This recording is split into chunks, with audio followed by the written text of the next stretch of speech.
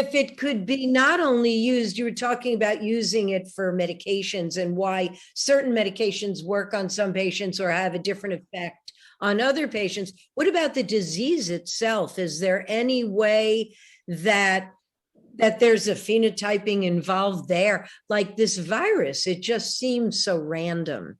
It seems, is it random or is it something that is there that well, I certainly don't know about, but maybe hasn't been discovered yet, or I don't know.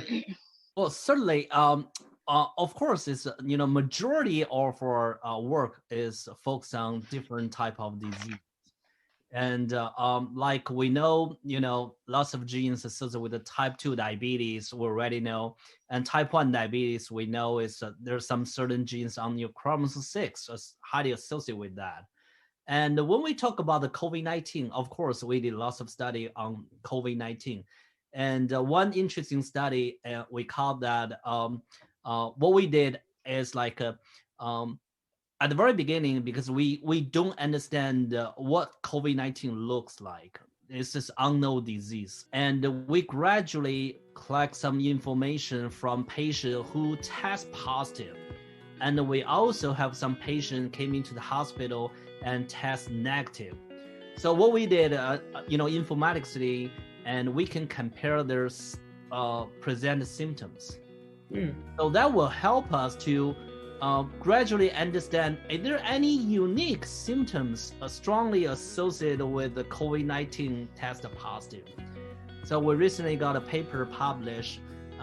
We find probably you already heard from news or media, it's like COVID-19 significantly associated with loss of taste and loss of smell. Yeah, we found that signal is 2 weeks earlier than CDC released the warning.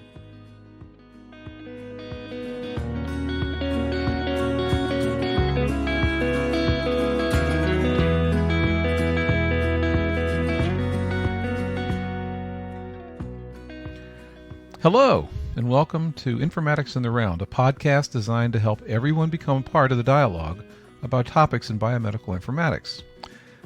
I'm Kevin Johnson, physician and informatics chair at Vanderbilt, found on Twitter at @KBJVanderbilt, on my Podbean site at www.kevinbjohnsonmd.net, or on the web in other ways. Heck, you could probably find my cell phone if you know the dark web. Our second episode of the year is fascinating. Here's a clue, if the opening segment didn't give it all away.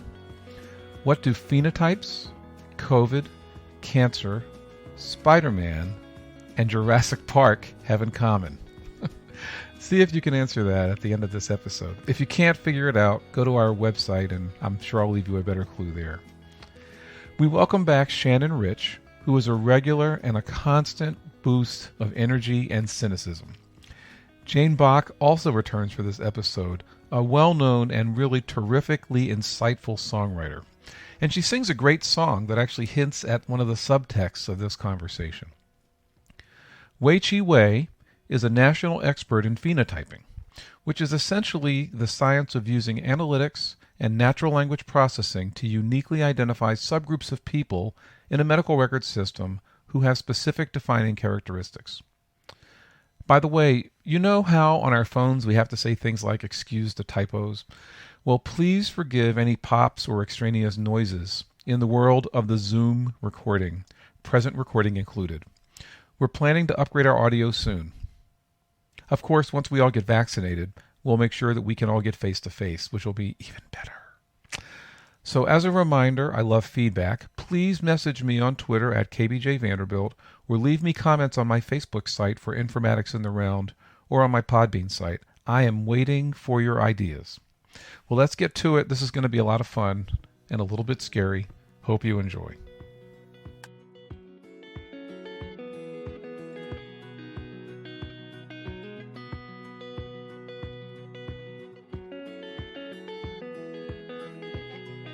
So, Wei QI, how are you? Good, how are you? Good. Hi. The person with the really cool hair and the great glasses is Jane Bach. And as you can tell, is that me? it's you, right? Of course. Yes. And Jane, who's been on here a couple of times, as you can tell from the background, has a little bit of a history in music. Oh, sorry. Well, what are you not? Is that not your studio, or you're not your area? It is. I'm in my music room and I forget. And it's something like, well, maybe I'll turn it, but wherever I turn, there's stuff hanging up on the wall. Oh, Just come on, do me a favor. Turn the camera 360 so we can see. Are you serious? Yeah. Do it, Jane. So Starts there. Wait. Uh-huh. Okay. And then And I saw your husband's arm. it goes there. And then those are just all albums and records that I either have songs on or that I produced, or here we go, going around the back. Yeah. Wow. Oh, I love the guitar pillow. Oh, isn't that cute? It is. Yes, I got that. and she and I have a collection in common as well. Giraffes. Oh, yeah, I didn't even show you my giraffe collection. Oh, come on. I've Swing got- it around. You can do it. I love giraffes. Okay. I dearly do. Okay. So And- Wei QI, introduce yourself. I can tell you this. So Wei QI is an absolutely brilliant informatician, data scientist, but he is a star in our department. He does this thing called, he does this precision medicine topic, but he does a very specific aspect of it, and he'll talk about that. He's also just a really nice human being. He's one of the most productive people, but he always has a great attitude. And I just, he is going to be everybody's favorite mentor in the next 10 years. They're all going to want to work with him. They already do. But hey, Wei QI, what's your favorite thing to do outside of work? I collect teapots. I drink lots of tea. And I play golf. We have a foursome every weekend, so we play together. Yeah. I'm not that good. I'm just still got my handicap is probably over 20. Sometimes I even hit over 100. It's okay. I don't even know what a handicap is. I don't understand anything about golf. I'm looking at my husband and laughing because he loves golf. So everybody, welcome to Informatics in the Round. We have 3 guests today. 2 you've heard from before. I'll say their name and then they can say something back. So Shannon. Hi, Kevin. Jane. Hi, Kevin. Hi, everyone. And then Wei QI Wei. Wei QI, say hi. Hello, everyone. This is Wei QI. Thank you. And Wei QI, we're gonna spend a lot of time today. This year has been an incredible year, and in a lot of the first year of this podcast, we've had to talk about COVID and trust issues, which have been a big issue that Jane's brought up multiple times, and it turned out to be so important. And we didn't talk as much about some hardcore informatics, and I wanted us to sort of get into some of what people do who call themselves informatics this year. And Wei QI has probably got the hardest area to describe that turns out to also be the most relevant of a lot of the things people do in informatics. And so if you were to talk to a 3-year-old about what you do, what do you tell your kids? So first, I want to say just remember a word called phenotyping. So that's my job. Then I'm going to explain what is a phenotyping. I'll probably start with what is a phenotype. So the definition of a phenotype is any observable physical trait of a human being. So that's quite complex. But for example, people may have a different eye colors. People may have a different hairstyle. Some is straight, some is curly, and even blood types. That's a phenotype. Also, the height and the weight. That's all phenotype. But in my lab, we study phenotypes like a disease and why patient, taking the same medication, but they have a different response. Okay, so does that make sense to you guys? A phenotype basically has a lot to do with your physical characteristics, but it also has a lot to do with how you respond to certain medicines, such as my COVID vaccine hasn't bothered me at all. I know somebody that had their first shot and not feeling well. So I think that's what he's getting at. Some cancers, they respond to one person. Treatment may respond one way, and another person in the same stage with the same cancer may not respond at all to that treatment, right? That's it? Yeah. So Jane, would you mind sharing a little bit about your husband's cancer? He is a survivor. As a matter of fact, last week, a week and a half ago, he goes every 3 months for a procedure. I forget what it is, but it's a cystox. Oh, God. It's not a cesarean. No, it's ostomy or something like that. I don't know. But anyway, and they look, I guess there's a little camera involved, and they look in there, make sure that everything's okay and that there's no more tumors and everything's all clear. And thank goodness, again, he got a great report and everything is great. And so we're very, very pleased with that. So how did they figure out that he had cancer? Do you want to tell them? I mean, he's sitting right here. It makes it seem like he's. Over. It didn't happen to me. It happened to There you. was blood in my urine. Right. What happened is, truthfully, he saw blood in his urine. And I don't know, had you been struggling or feeling weird, or because you never said anything to me? No, nothing. And he noticed blood in his urine. And so he mentioned it to me. And of course, I was like, oh my God, you got to call the doctor. I think I was in LA at the time. And I was like, oh my God, you've got to call the doctor. Yeah. And he did. And he went over to meet with Dr. Duong, who is his doctor. And I think also he was urinating more. Yeah, he was getting, forgot about that. He was getting up he was literally, it got to the point where he was almost getting up every half hour. Oh, Duh. Well, yeah, that was the problem. I told you, it's been, ever since he's been cleared, I feel like I don't even want to, I guess I'm in denial. I don't even want to think that it ever even happened. And so it's a weird little mechanism, and I forget things, and I forgot that, but that is the case. And then he said he saw blood in his urine. Got it. So, yeah. So I guess did he have kidney or bladder cancer? Bladder, which can be difficult to treat. It was extremely aggressive. It went from 5 centimeters when they first discovered it to almost 7.5 centimeters by the time they took it out, which was less than 30 days later. Yeah, about 30 days later. He went through whatever they told him to do. He did. He changed his diet and has been trying to live right. Well, the only person that told me to change my diet was Jane. No, that. Well, what do you think Google is? Not wasting a good crisis.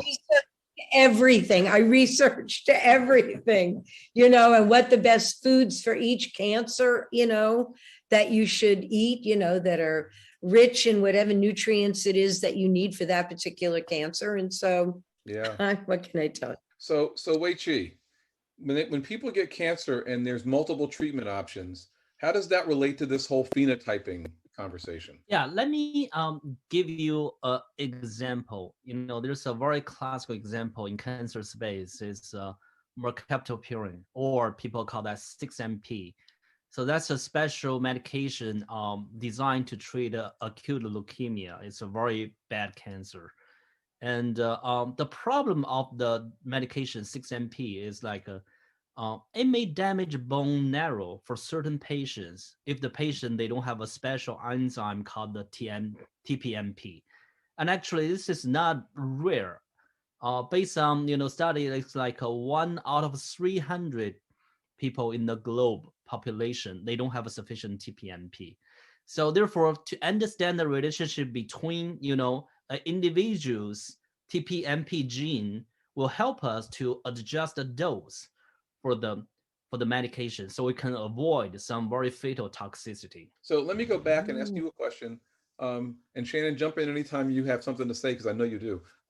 So how does somebody figure out that this gene even matters? I get the chemotherapy, I have my treatment response. Somebody else gets the therapy, they don't have the same treatment response. How do people figure out that gene has something to do with it?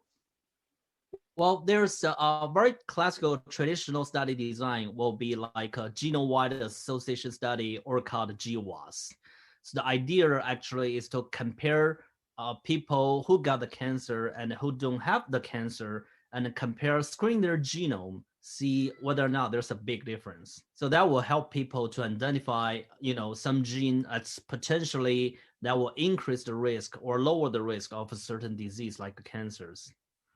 And also, similar like some patients, when they take the same medication, they got a very bad outcome or bad reaction versus other people. They took the same medication, but there's no very bad outcomes. We can do a genome-wide association that can help us. How is it that you've identified these things? What is your mechanism for identifying these gene mutations, and what does that process look like? So this is a power about informatics, I would say, and technology. Actually, it's like we can go back to year 2000 around that. So we got the Human Genome Project just finished. So therefore, right now it's like the cost to genotype an individual sample is much cheaper. It's more affordable than ever before. So we can, in that case, we have some, we call that biobank.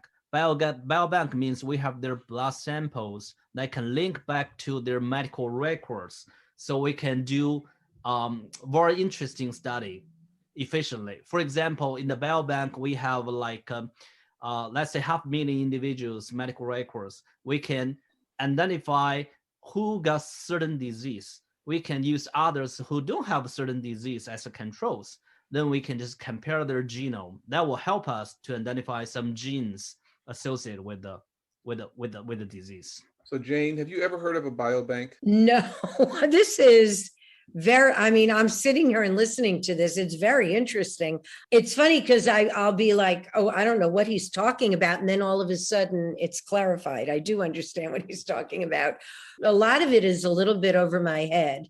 And when he mentioned that bank, is it a biobank? Biobank, yes. And if I'm to understand you correctly, in this biobank, my God, is blood? So blood is the most common tissues we collect. And usually we collect those when it's kind of like when people routinely visit hospital and do their exams, and they have some, like a blood work, that'll be the leftover. Then we'll ask whether or not the patient, they want to make some contribution to research. And once we got the consent, they sign the consent, we can just collect those, blood sample for research. The tube of blood that they use to run your, blood test, we take the extra blood and we store it in a bank. Okay, biobank. A few years ago, I knew this was true, but I'm not sure if it still is. Does Vanderbilt still have the largest biobank? Single institute, we're the largest. Okay, all right. But of course, there's some larger national program. For example, All of Us, they collect more information from different institutes. And All of Us was a project we talked about. It's a federally funded project to make essentially a national biobank where each person provides DNA to one large record, and then all researchers around the country and even around the world can access it and do the same kind of studies that Wei QI's talking about. People practice average care medicine. So as a doctor, I get a book. I turn to the page that says leukemia. It recommends a therapy. I give that to you. Well, what if the therapy is wrong? And then, so what we say is, what we don't want to do is average care medicine. We want to know exactly what is going on with Gary, and then use the information that other patients like Gary have taught us, which means other people who have the same phenotype, right? Yes. When you say other people that have the same phenotype, can it be something as simple as blue-eyed people? Or, what do you mean by the same, that they have the same phenotype? So definitely, the eye color is a phenotype, but we're more interested in what we can help people, right? We definitely don't want to help people to change their eyes. Eye color, right? So our target phenotype is a kind of like a disease. We care about another project we're doing. Actually, is about the statin. Statin is a very common drug used to lower, people's bad cholesterol. but like based on previous study shows, like probably 1 out of 10 patients, they are not be able to tolerate study. And So which take means statin. they feel some pain of their muscles or some they couldn't take the medication. So what happened there? Several years ago, there's a large trial. It's studying this. They find some gene called SLCO1B1, which one is strongly associated with myopsy, statin-induced myopsy. So right now, like a clinical guideline, we already put like once the week assign the studying, prescribe the studying to patients, we need to consider their gene information. Wow. I mean, it's kind of like, that little emoji with the mind blown. Do you ever see that one? That's what it is. Well, there's also a lot of, there's a lot of issues interwoven in all of this. And I just find it very interesting to ponder. Yeah. I just want to say, because each individual is unique. So therefore, our job is trying to find the best suitable treatment based on each patient's uniqueness. Wow. So you have to find their uniqueness in order to find some sort of common ground, though, because they're not the only ones who are going to be struggling with a particular medicine in that particular way. In my songwriting, I know that if I say something in a song and you don't understand it, there will be other people that won't understand it as well. So it's kind of the same thing to me, but it's. Well, and that's, in song, this is a great parallel because when you as a songwriter or Shannon as an IT expert, counselor, funny influencer makes a comment, right? And it resonates well with other people. They are sometimes, in fact, somebody recently wrote something about this in the New York Times. Some of those people you knew from the very beginning, right? Like if you said something like, "Here's to all the divorced women out there," right? You know that song is going to work for the divorced women. You know the phenotype of the divorced woman, right? They're used to. I do. But so that. And then here's the thing. Somewhere there's a divorced man that song is working just as well for him as it did for a divorced woman. And I think, Wei QI, when you do these research projects and you're looking for a particular group of people who are similar, have you ever been surprised that while you're looking for one group of people who are similar, you discover a completely different group of people who have something else unique about them? I think so. For example, we did lots of study using the genetic architecture. We combine, each genetic variance information together.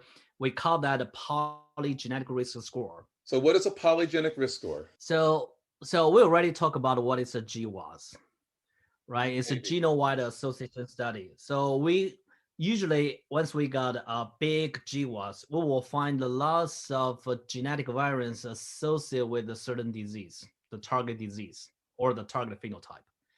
Then we will use that information, combine those information mathematically to calculate the score. Then we'll say, based on the score, the patient is got a higher risk for that disease. Some patient may got lower risk to that disease. That's a polygenetic risk score. I was going to ask, do you think that these are real numbers or, in other words, that people really experience this? Or it turns out that when you look at cancer, these are exactly the types of breakthroughs that are helping people survive cancer. Wow. Some of what we're learning about this phenotyping from work that Wei QI's group has done has been really important in COVID, and it can even possibly be important in diseases like suicide, mental illnesses, because all of those are phenotypes. If you start saying, I'm so sorry, but I wanted to ask him if I guess the answer would be yes, but that's so weird. Ask the question. Yeah. If it could be not only used, you were talking about using it for medications and why certain medications work on some patients or have a different effect on other patients. What about the disease itself? Is there any way that that there's a phenotyping involved there. Like this virus, it just seems so random. It seems, is it random or is it something that is there that well, I certainly don't know about, but maybe hasn't been discovered yet, or I don't know.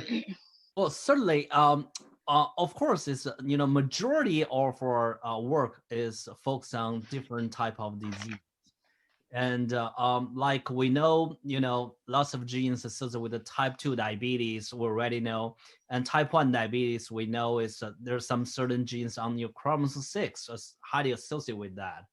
And when we talk about the COVID-19, of course, we did lots of study on COVID-19. And one interesting study, we call that, what we did is like, at the very beginning, because we don't understand what COVID-19 looks like. It's this unknown disease. And we gradually collect some information from patients who test positive. And we also have some patients came into the hospital and test negative. So what we did, informatics, and we can compare their present symptoms. So that will help us to gradually understand, are there any unique symptoms strongly associated with the COVID-19 test positive? So we recently got a paper published. We find probably you already heard from news or media. It's like COVID-19 significantly associated with loss of taste and loss of smell. Yeah, we found that signal is 2 weeks earlier than CDC released the warning to the public. So that's the power of informatics and phenotyping. Yeah, both of my sons had COVID. They're young men. And, thank goodness it was virtually nothing with one. And it was uncomfortable with my other, but they both recovered beautifully. And it just seemed to me, again, so random. So, and I know someone who is their age and got seriously sick with it. Yeah. And I know someone from it and is just about their age. So, it just seems so. Yeah. So let me tell you about the exciting thing that relates to that Wei QI's been doing. So we're talking about one patient at a time, right? And you talk about COVID and how random it is. So there's more to the COVID story. And even though I wasn't going to talk too much about COVID, I will bring this thing up. So we know that there's this other group of people called post-acute COVID syndrome. A group of people who seem to have COVID and then they still have COVID brain, or they still seem to have problems with bone pain, or maybe other things, rashes, other diseases.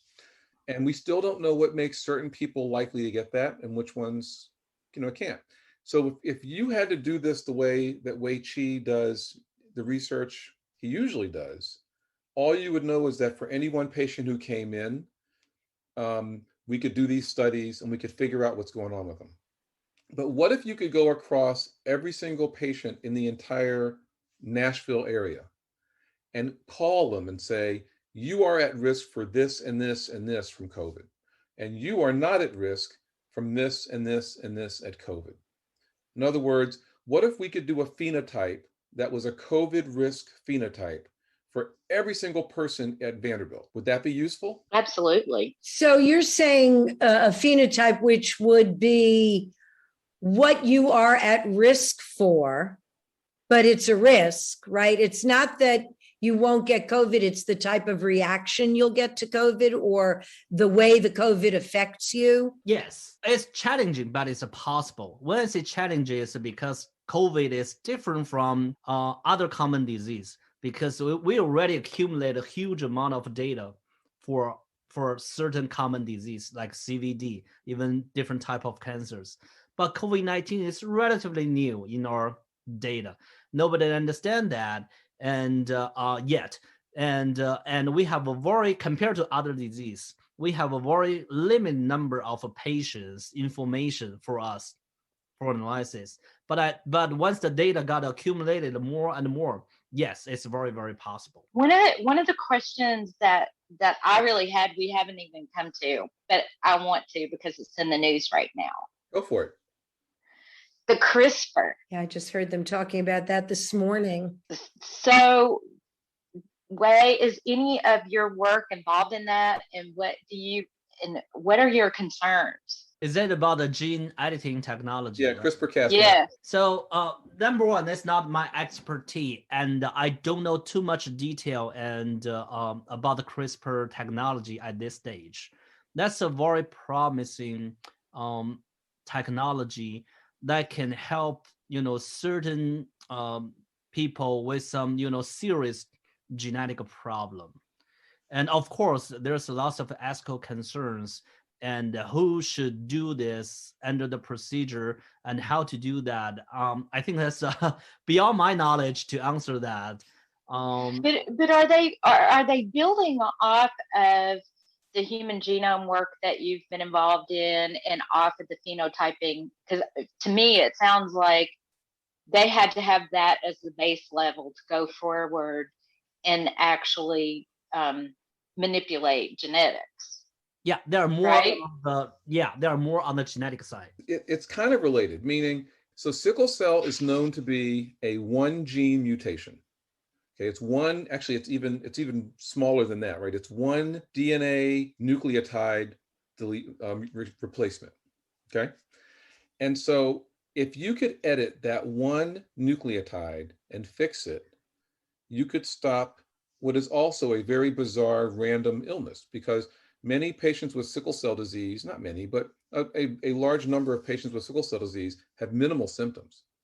But there's this other group of people who have the same single gene mutation, who have silent strokes when they're babies, who have painful crises, sometimes who have these really awful hemolytic crises where they lose all of their, like a lot of their red cells. It's a very serious disease, a thing called chest syndrome, where they're in the ICU and they have to get double and triple volume blood transfusions. So they get all their blood exchanged twice from one thing. And so what if we had a technique where we could go in, take out some of their cells, edit out the sickle cell, right? So edit out the gene deletion, edit in the replacement nucleotide, wipe out the rest of their bone marrow, and then put these new fixed cells in. Okay. They were just talking about that on MSNBC this morning. Yeah, Right. well, that's done. It was. Yeah, so we've done that, right? And that's been something Francis Collins talked about. There's a couple of patients now who have had their sickle cell cured through CRISPR-Cas9 related technologies, gene editing technologies. But to get to that, like, let's say that you are known to have a certain disease that affects you when you're older, and Wei Qi's research helps to find out that there's a particular genetic variant that's causing that disease. Theoretically, that research, when done, could identify the variant, and we could fix that variant using CRISPR-Cas9. I think that's the connection you're looking for. Oh, so they're connected that way. Yeah. So, because one of the things that's fascinated me was the first cure for AIDS and HIV was through a bone marrow transplant, based on knowing that if you had a heritable gene that was passed down through the Black Plague, that if you had this gene, you were not impacted by the plague. You were pretty much, you wouldn't catch it. Right. And they discovered that gene through hemophiliacs that did not get HIV before the blood supply was cleaned up. And some doctor in Germany, I think it was the one that said, okay, my patient is HIV positive and also needs a bone marrow transplant. I'm going to look for this genetic material. Boom. And I think that's awesome. And I think curing sickle cell, I did a paper on that when I was in 5th grade, believe it or not. That was my first public speech, was on sickle cell anemia. But I think that's wonderful. But I've also seen Jurassic Park. And see, Wei Qi, this is what happens. We have this conversation going, talking about some really great informatics, and then Shannon comes in and brings up dinosaurs and a fictitious movie. Go ahead, Shannon, please, go ahead. But I mean, what is the quote? Your scientists, while they were trying to figure out if they could, they never talked about whether they should. And so when you get into this kind of stuff, like, I think being able to cure sickle cell anemia is great. But then what if a population in a powerful country elects a malignant narcissist with an IQ of a toy potato and decides to start manipulating genes and creates? Do you understand what I'm saying? I mean, okay, now you've got this technology out there. Where does that stop? You know what I mean? And what are the concerns, and how do you keep that? Like, I could just see Jurassic Park. I'm sorry. I just want to say, it's as academia, we consider this very serious. That's why each project we have like IRB proved, reviewed. So I just want to say this is we consider that a very serious issue. Yeah. For that patient, who got cured based on the bone transplant, I remember. I think that reason is that's probably the last option for that patient. If I remember correctly, it's the patient got the cancer and also he had leukemia. Right. He got leukemia, and yeah, that's a very unique case, but that's a great discovery, I would say. There's a book that came out last year. You say The Master Race? Well, The Master Race is a good example. There's a book called Change Agent that came out last year from an author I know, but right this second I'm blanking on because I'm overworked and tired. And it's all about the use of CRISPR-Cas9 to change phenotypes. There you go. That is, that's the fear. Not necessarily my fear, because you know what? I'm one of those people who believes that if it's available and if it was created in the mind of a human, other humans are going to have at it. And they're gonna, there's the good and the evil, the little angel and the devil. Well, the book I'm thinking of is by Daniel Suarez called Change Agent. Read it. It's very... Hold on, Change Agent. Yeah, it's a good book. So, Wei QI, let me just ask you, you're, as a scientist who does really cutting edge work with phenotyping, do you ever worry that people are going to use your techniques for bad things? That's a question. For phenotyping, I haven't thought about that. I think it's my job is to advance the phenotyping technology so people can do a better research. That's all I'm focused. I haven't thought about any people can use that badly. Because, here's the thing, guys. Of course they can, right? I mean, part of the challenge we have in medicine is when you do cutting edge research with data, you hope that it's going to be used for good and to advance healthcare quality. There's just no way to know whether a paper that somebody like Wei QI publishes doesn't get picked up by people who decide they're going to take that in a wrong direction. But as Wei QI pointed out, we have a lot of safeguards. So for example, the biobank that you heard about, you could say to yourself, well, what if you wanted to get in that biobank and find all the patients who had the gay gene and then kill them, right? Bingo. Right. Well, the answer is, number one, we have very sophisticated security that prevents people to get access to the biobank itself. Number two, you have all kinds of permissions you need to get access to any of the data that connects to that biobank. And then, of course, number three, if anybody's trying to do regular research, they have to go through an institutional review board that looks at exactly the kind of research they're doing. Now, does that prevent me from secretly doing another research project? Absolutely, it doesn't, but I will be fired, okay? So the question is, why am I doing it to try to advance my career, or am I doing it because I'm an agent of a state who wants to do something bad to the United States? And if it was me trying to advance my own career, that would be suicide. If I'm doing it with the intent of doing something criminal, yeah, we have other safeguards that we would have to take advantage of there, like background checks before you get hired, which is one of the reasons why Vanderbilt does background checks. We want to make sure that everybody who's there doesn't have a criminal record. Exactly. But that's a really important point that you make in terms of what we do in research. And Wei Qi's got some techniques and is a now internationally known researcher that would make some of the things he does a lightning rod. But the point is, Yeah. the system is built so that we can hopefully use it for good, because Good. we do want to cure cancer patients, and we do want to cure sickle cell disease, and we do want to figure out what makes people like Shannon so funny. What's the phenotype that you need to give other people to make them funny and irreverent like Shannon? I know what it is. It's having a disastrous childhood. That's a question. Are you funny, or did you have a good childhood?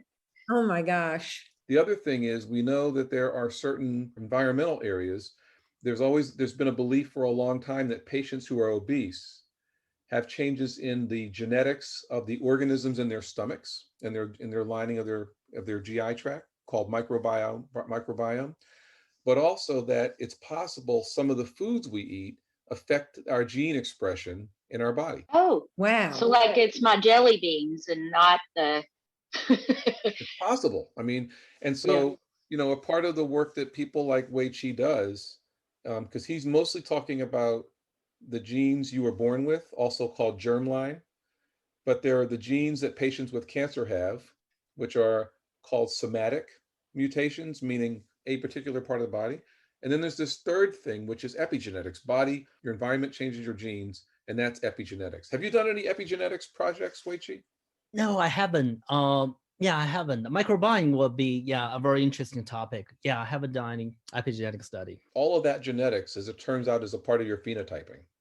So your environment changes your genes. Is that because of what you said when you said that there are viruses that can attach themselves? They're almost like outside forces that can attach themselves to your DNA. Wouldn't that change your DNA if something has attached itself to your DNA? Wouldn't that change the strand? And the answer is yes. So environment, people believe, again, this is theoretical. There are some limited studies, especially animal models. Environment, nutrition, behavior, people who are type A, stress, physical activity, working habits, smoking, definitely, alcohol consumption, definitely impacts your genetics. wow, that's not in a way that you can pass on to your children, because that's eggs and sperm. right. And that's the genes that were almost hardwired into you when you were born, right? I mean, so Kevin, you're talking about like mesothelioma from asbestos exposure, right? Yes, I am. I'm talking about an insult like asbestos actually impacts the tissue of the mesothelium in this case, that causes it to become transformed into something that is oncologic, that can cause cancer. But that same asbestos doesn't necessarily change anything about my fingernails or my skin. And that's a classic example of a somatic mutation. It's one particular part of your body, not all of your body. Okay. Good question. So listen, in our last couple of minutes, I have two questions, one for Wei Qi, one for Jane. So Wei Qi, what's the thing that you're hoping to do in your research in the next 5 years that everybody in the world's going to know about? We are living, in big data era, but, this is what in my mind. We got lots of data, but we haven't, really take advantage of those big data. There's many, many different reasons. You can say the data quality issue, or we don't have a sufficient tool to do that. So hopefully, in the next decade, I really want to, build up some method or approaches that can help us to take advantage of this data, so we can just bring more benefits to our patients. That'll be our goal. That's a big deal. Yeah. well, that's a wonderful goal. So I'm sure you guys will be hearing about this. I mean, this guy's pretty amazing. So Jane, I know you're thinking I'm going to ask you to play a song. And guess what? I'm not. You're not. Uh-oh. She was expecting us. But here's what I do want to do. So you are a teacher of musicians around town. And around the country, really, right? And so we've had a conversation today about genetics. This is a super hot topic. How do musicians decide, A, what you're going to write about, and B, if there's a way to translate like a conversation like this into something that matters? So like if you were taking the conversation today and you were writing something about Gary, how do you do that? Like, how do you get from that to something that we could all appreciate? Well, I mean, basically, you're asking how a song is born. Okay, well, there are different ways that song ideas come to fruition. There are where you actually, in a conversation, you hear somebody say something and you think to yourself, oh, that would make a great song. That would make a great song. And, so, or you're just inspired through events in the world or events in your life or whatever to write something. You can't wait for inspiration. You have to sit down, and actually sometimes it's hard work coming up with a great idea for a song.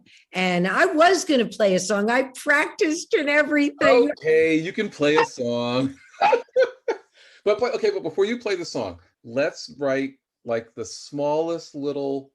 Do you do the lyric or the music?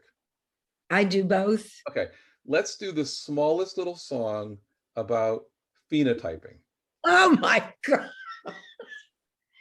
Oh, I know one. It's in the genes.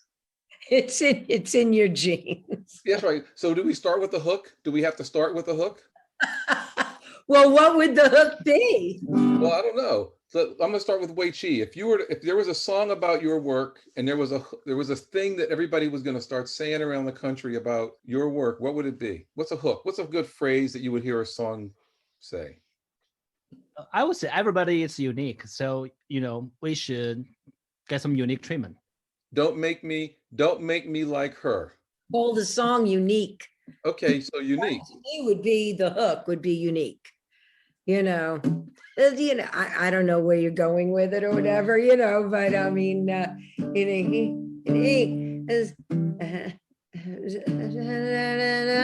you and me, oh me, everything's unique.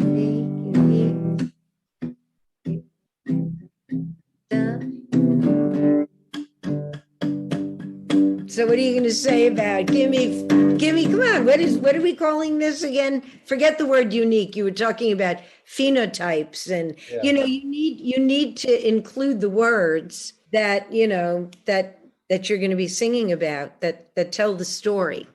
So do you embrace the complicated words, or do you let them go because you don't want to confuse people? I don't care. I mean, I'm big on multisyllabic words. Phenotype. Yeah, phenotype. Yeah, that's only phenotype is only 3. Okay. How about phenotypical? Phenotype is good. How about phenotypical? Phenotypical. There you go. Is there such a word? No. But isn't that wouldn't phenotypical be the group of people who have the same phenotype? Phenotypical. You could do a lot with this. You could play on Gene, Gene, and Gene, Jean. Think about it. So Gene and Gene. It's all in the genes. Okay, this is hard. You think? So your first step is we're going to stop. But your first step is you started making a little bit of got a chord. You picked a key. Oh, I just usually do. I usually, if you're trying to come up with an idea, and I don't really have an idea at the time, I sometimes I just let the music guide me almost. I mean, sometimes I'll sit down at the piano, sometimes like now with the guitar, and just kind of noodle around with it and see what comes out. And generally speaking, what you start out with is very rarely what you end up with. Yeah. Songs take on a life of their own. And and so they move through a basic concept. Well, thank you for giving us a sense of like what it's like to start the songwriting process. This song that I was going to do. Not going to do. Oh, I'll do it if you have time and you want me to. I can edit I can edit stuff out. It kind of speaks to the question, interestingly enough, because the idea was not mine.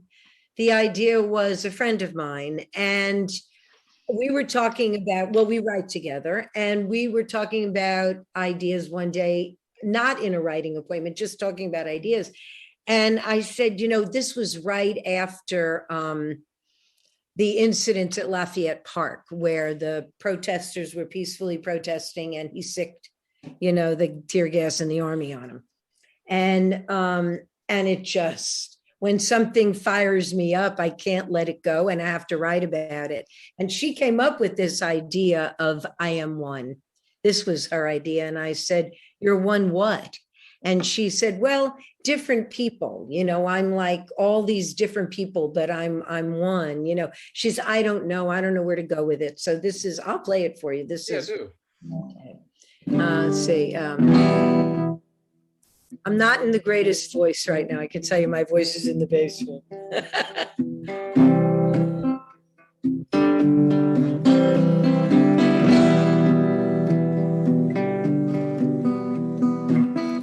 Never thought I'd see the day, soldiers in our streets.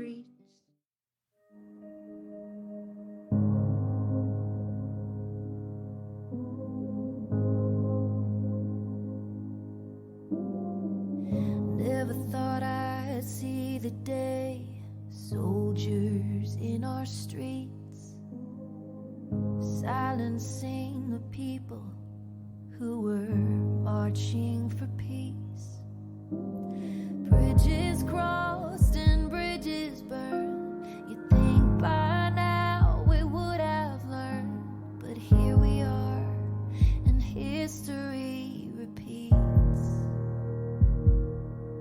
I am one who did nothing when I saw what was wrong. I am one who said the situation won't last very long. I am one who feared that one voice could never be enough. I am one who learned that we must never give up, and who will speak the truth till we overcome, and all of our work is done. I am one. I am one. We all look different, but we all bleed red, woven in a tapestry with a common thread. It's a never-ending struggle to protect the ties that bind so many truths. But love is love, and grace is colorblind. I am one who did nothing when I saw what was wrong. I am one who said the situation won't last very long. I am one who feared that one voice could never be enough. I am one who learned that we must never give up. Who will speak the truth till we overcome, and all of our work is done. I am one. I am one, but I am not alone. Heading down this broken road, but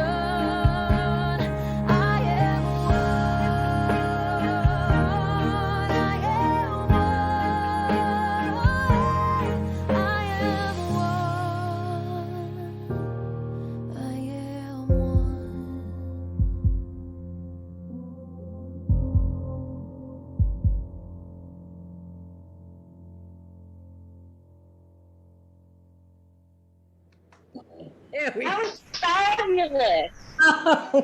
You know what's really funny? I'm listening to that song thinking about Shannon and the fact that that's been the opposite of Shannon. Like she's been out there being the one who did everything while Right. Well, you know what? It's interesting because we're going to do it. Well, we did a lyric video of it, not with me singing, with a great singer singing it.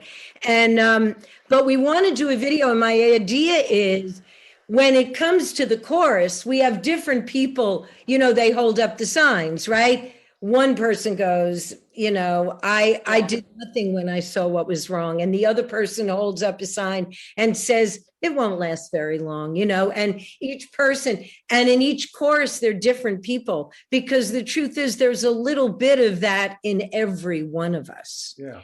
And And what's great about that song is that it's a song that you think is going to be saying something. It's a positive anthem, except the lyrics are actually a negative anthem, right? It's I'm guilty, as opposed to I am, you know, one always. You know what? But I'm not alone. And the truth is we are stronger together and we will overcome. And until that time when we do, we just have to keep on keeping on and hanging together. So Well, thank you for sharing that. I like that song. I could see you were smiling because you were thinking, aha, I'm not that. Well, you know what, Shannon, you should check it out on YouTube. There's a lyric video and the girl that's singing it is amazing. I'm going to pull that. I'm going to pull that down and play it here so that everybody can hear it. Not today. I'm going to put it in the podcast. No, not today, not today. Oh, but I will. I will. That'll be perfect. And Wei QI, what I hear in that song, which you know, one of the things we talked about today, which I'm going to make sure I think about some, is we don't talk much about how we as researchers doing really cutting edge research are trusting to society to be the one to use it for good and not the one to use it for bad. You know, I've seen too much. I've seen too much. Yeah, you have. But I don't talk about that. I mean, as a chair of a department that does data science research, we observe, we develop methods, we put them in the open source. I mean, do you have stuff that's in Creative Commons? Wei QI, do you have anything in the open source environment for people to use? Yeah, like Netty, like a FICO, those kind of stuff. Yeah. So we write code, guys, and then we put it out in the world for other people to use it. We don't really ever know because we give it away. It's often because it's funded by your tax dollars. We don't know if somebody's going to do something with that code that leads to something we didn't really want to see happen. And I think Wei QI's comment about that speaks to, you know, both what we have to make sure we teach our scientists, because Wei QI, your comment was, I don't really think about that as much. You're thinking about the method, but I think it's probably not a bad idea for us to all at least recognize. Well, just be cognizant of it, you know, because there are, you know, as far as, you know, as I was listening to you all talk about this, I mean, that was going through my mind, you know, the mad scientist. I mean, you know, like I said, the master race. But what I do, truthfully, I mean, not even, my gosh, not even close to importance, but what I do, it's the same thing though. You know, I put something out there and it's like people who I've had hit songs. I don't know what people use those songs for. You know, I have no idea what they use them for. And, you know, you just put them I think that it really, especially in this day and time, and maybe it's just because of some of the stuff I've been involved with this last year, I think a good question at the end of everything before you submit it anywhere is, what could somebody do with this if they're a bad actor? Well, you know what? It's not so much in what I do. It's could be as harmless as I don't want him using my song because I don't like him, and I don't want him using my song. You know, I am. Oh my! Whoever wrote that little song is probably getting tired of it too. Oh my God, he's getting very rich. Let me tell you. Yeah. But anyway, I really have to get going. Yeah, so do I. Hey, everybody, thank you very much. Wei QI, you were terrific. And I think I have a feeling that we're going to wait for Jane's next song to have something about I Am One being phenotypes. It was so. Well, that was an interesting ride, huh? So glad you could join us. By the way, if you're new to Informatics in the Round, we have a lot of episodes from last year that are still absolutely worth you taking some time to hear. We covered Black Lives Matter and George Floyd. We covered diversity, equity, and inclusion. We covered all types of areas in the informatics space. And we covered a ton about COVID and trust and truth. It was a really great year. Anyway, thanks again. I'm looking forward to adding to your podcast choices again in a few more weeks. Till then, mask up.